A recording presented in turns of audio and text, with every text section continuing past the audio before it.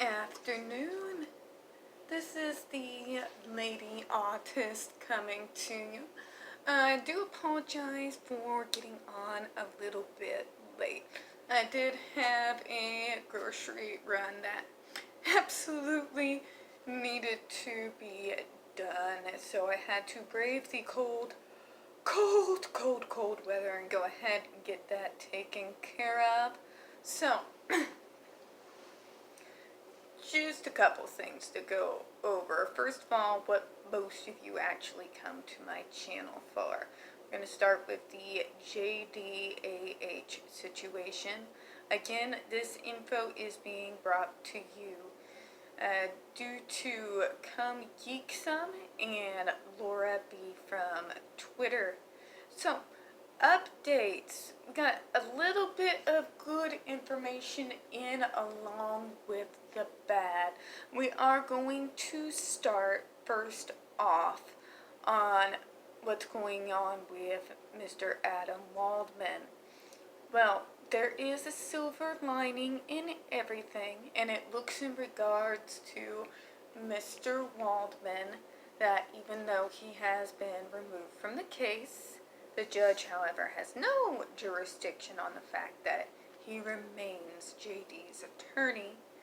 Number two, even though AH requested it, there was no, listen up folks, no gag order.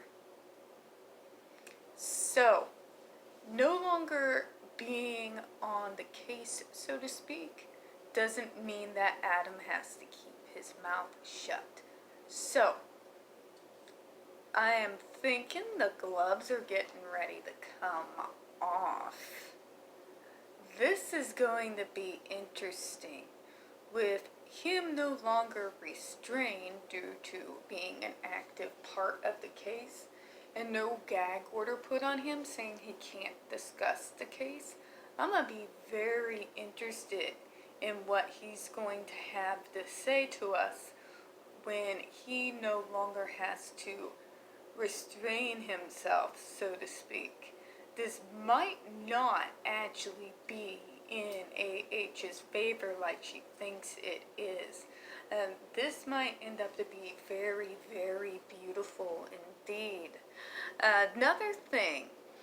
The thing is, Adam Waldman is the boogeyman to AH, but strangely enough, he is not and has never been the head lawyer on the case. That actually is Mr. Benjamin Chu. So, the way I see it is, A, the kid gloves get to come off of Mr. Waldman.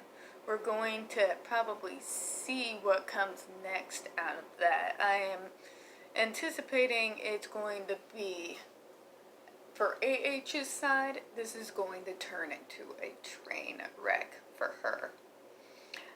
Number two, facts are facts. So the evidence is already out there. She's got no way of quashing the audios and everything else that has come to light since the London trial. So, for AH, it's like she made an effort to roll back the clock, and it may just backfire in her face, which is definitely what I am hoping for. I am hoping this doesn't turn into another biased example of Amber gets what Amber wants because she's freaking Amber and we should kneel before her prettiness. I'm sorry, and this is more personal opinion, but AH, you are about a dime a dozen, sweetheart. I can tell you as someone who has worked in call centers and politics, done just a little bit of everything, there is always that one high school pretty girl in just about every place in America. You don't have that something extra that really makes you stand out from the next pretty girl. There's no mystery to you. There's just not. Sorry, that was a little bit more personal opinion that I've been holding in since this whole thing started. But, yeah, I am still saying that this war is not over. And if anybody thinks that Mr. Waldman is just going to lay down and roll over now, I think they're going to be in for a truly shocking. They're gonna go through shock. Alright, anyways. So, on to the next subject because I can't really help myself.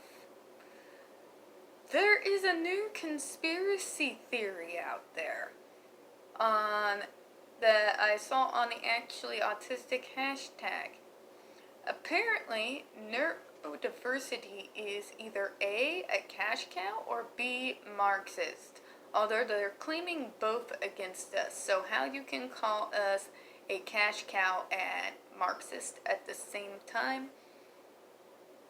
I don't think those words mean what you all think they mean.